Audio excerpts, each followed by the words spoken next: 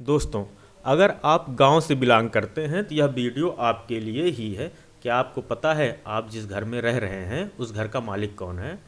यदि नहीं पता है तो आपको बता दें कि यदि आपका घर आबादी या डीही आबादी में है तो आप उस घर के मालिक नहीं हैं, क्योंकि जो आबादी होती है वो सरकारी होती है। वहाँ पर जिसका कब्जा होता है उसी की ज़मीन होती है, यानी जिसकी लाठी उसकी भैंस।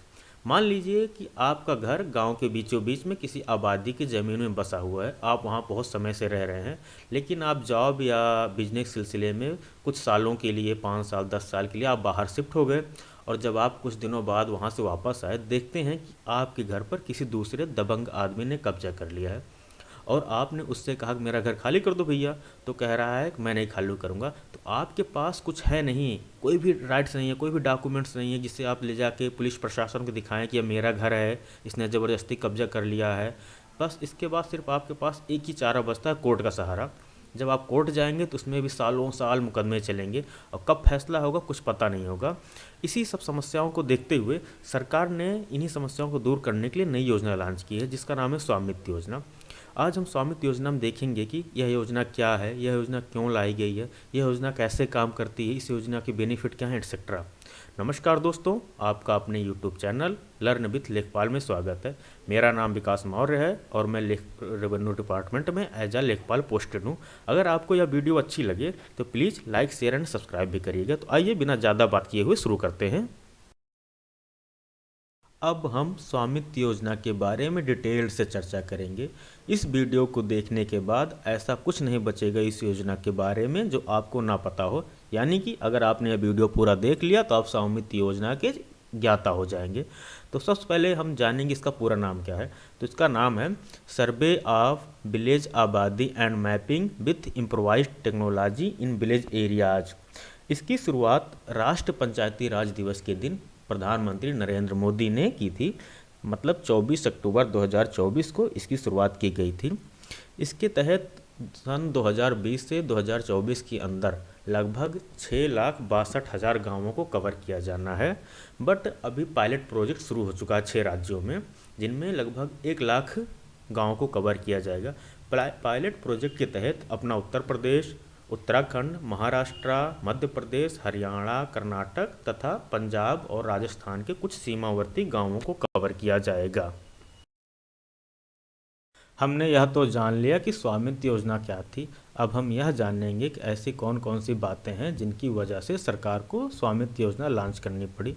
तो जैसा कि आप सभी लोग जानते ही होंगे कि हमारा देश एक कृषि प्रधान देश है। हमारे देश की लगभग 60% से ज़्यादा पॉपुलेशन गाँवों में निवास करती है। आपको यह जानकर हैरानी होगी कि गांवों में रह रहे ज़्यादातर हमारे ग्रामीण भाइयों के पास उनकी ज़मीन का मालिकाना हक उनके पास नहीं है। अर्थात वह जिस घर में रह रहे हैं वह उस घर के मालिकाना हक से संबंधित उनके पास कोई भी पेपर नहीं है। जो लोग खेती किसानी से जुड़े हैं उन्हें पता होगा कि रेवेन्यू डिपार्टमेंट के द्वारा जो कृषि भूमि थी गाँवों की, मतलब एग्रीकल्चरल लैंड थी, उसका रिकॉर्ड तो मेंटेन किया गया, लेकिन गाँवों की जो आबादी भूमि थी अर्थात जो रिहायशी इलाके थे, आवासीय भूमि थी, उनका कोई भी रिकॉर्ड कृषि विभाग रेवेन्यू डिपार्टमेंट द्वारा मेंटेन नहीं किया गया। इन्हीं सब कमियों को ध्यान में रखते हुए तथा इन कमियों को दूर करने के लिए ही सरकार ने स्वामित्व योजना को लॉन्च किया है। इतना सब कुछ जानने के बाद अब हम यह देखेंगे कौन कौन से विभाग हैं जो इस योजना को संचालित करेंगे। तो जैसा कि स्लाइड से क्लियर ही है, पंचायती राज मंत्रालय भारत सरकार को इसका नोडल विभाग बनाया गया है और ड्रोन सर्वे के लिए सर्वे ऑफ इंडिया यानी कि भारतीय सर्वेक्षण विभाग पंचायती राज विभाग की मदद करेगा। और राज्यों में राजस्व विभाग को नोडल विभाग बनाया गया है। राजस्व विभाग सर्वे के लिए अपने नक्शे, खसरे, खतौनी मुहैया कराएगा और पंचायती राज विभाग राजस्व विभाग को असिस्ट करेगा। इस योजना में जो सबसे ज़्यादा ज़रूरी बात है जानने लायक वह यह है कि यह योजना काम कैसे करेगी। तो इस योजना के तहत गांव की आवासीय भूमि की पैमाइश यानी कि मेजरमेंट ड्रोन के जरिए किया जाएगा। गांवों की सीमा के भीतर, मतलब यानी कि गांव की जो बाउंड्री होती है उसके भीतर हर एक घर का एक रेवेन्यू ब्लॉक हर एक घर को एक रेवेन्यू ब्लॉक माना जाएगा और उसका एक अलग अलग डिमार्केशन किया जाएगा, उसकी अलग अलग पैमाइश की जाएगी और सबका एक प्रॉपर्टी कार्ड तैयार किया जाएगा। हर एक प्रॉपर्टी का एक प्रॉपर्टी कार्ड तैयार किया जाएगा जिसे एक यूनिक नंबर अलॉट किया जाएगा। जैसे कि आधार कार्ड में सबका अलग अलग यूनिक नंबर होता है, वैसे प्रॉपर्टी कार्ड में भी हर प्रॉपर्टी के अलग अलग यूनिक नंबर अलॉट किया जाएगा। और ड्रोन सर्वे के लिए जो उस तहसील का एसडीएम होगा, उसे उस समय असिस्टेंट रिकॉर्ड ऑफिसर के नाम से जाना जाएगा। वो रहेगा तो एसडीएम ही, लेकिन जिस समय वह यह काम कराएगा ड्रोन सर्वे वाला, उसका नाम हो जाएगा असिस्टेंट रिकॉर्ड ऑफिसर। और वह एक टीम बनाएगा। उस टीम में उस गांव का लेखपाल, ग्राम पंचायत अधिकारी रहेंगे, और उस टीम को, मतलब जो एसडीएम द्वारा गठित टीम को लीड करेंगे कानूनगो, और उन कानूनगो को सुपरवाइज करेंगे नायब तहसीलदार। अब इन पूरे सर्वेक्षण होने के बाद हर आदमी को अपनी प्रॉपर्टी का एक प्रॉपर्टी कार्ड वितरित किया जाएगा। अभी तक इनिशियल स्टेज में तो 6 राज्यों में यह योजना शुरू की गई है। सारे राज्य जो हैं उन्होंने प्रॉपर्टी कार्ड को अपने यहाँ अलग अलग नाम दिया है। जैसे कि हरियाणा में प्रॉपर्टी कार्ड का नाम दिया गया टाइटल डीड, कर्नाटक में प्रॉपर्टी कार्ड का नाम दिया गया rural property ownership record, Madhya Pradesh में प्रॉपर्टी कार्ड का नाम दिया गया है अधिकार अभिलेख, महाराष्ट्र में प्रॉपर्टी कार्ड का नाम है सनद, और उत्तराखंड में प्रॉपर्टी कार्ड का नाम है स्वामित्व अभिलेख, और हमारे अपने उत्तर प्रदेश में प्रॉपर्टी कार्ड का नाम दिया घरौनी। जैसे हमारे खतौनी होती है, वैसे ही बाद में घरौनी भी निकलने लगेगी। वैसे तो स्वामित्व योजना के डायरेक्टली और इनडायरेक्टली बहुत सारे बेनिफिट हैं, बट इनमें से मैं कुछ आप लोगों को बता दे रहा हूँ।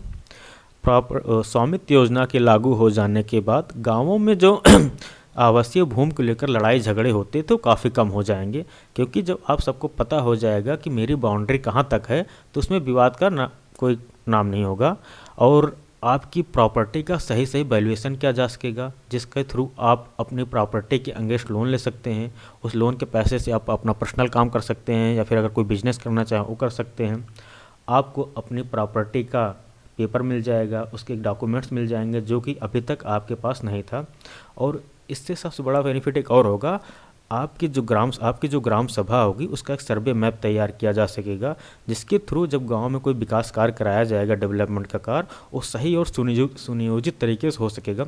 अभी तक कोई मैप नहीं था। आबादी में सड़क बन रही है तो किसी के घर के पास से निकाल दे रहे हैं, कहीं टेढ़ी कर दे रहे हैं, कहीं सीधी कर दे रहे हैं। प्रधान का खास है तो वहाँ पर सड़क चौड़ी हो जाती थी, जहाँ प्रधान का खास नहीं होता तो वहाँ सड़क पतली हो जाती थी। स्वामित्व योजना के लागू हो जाने के बाद इन सब कामों में विराम लगेगा। स्वामित्व योजना के बारे में हमने लगभग सब कुछ जान लिया है।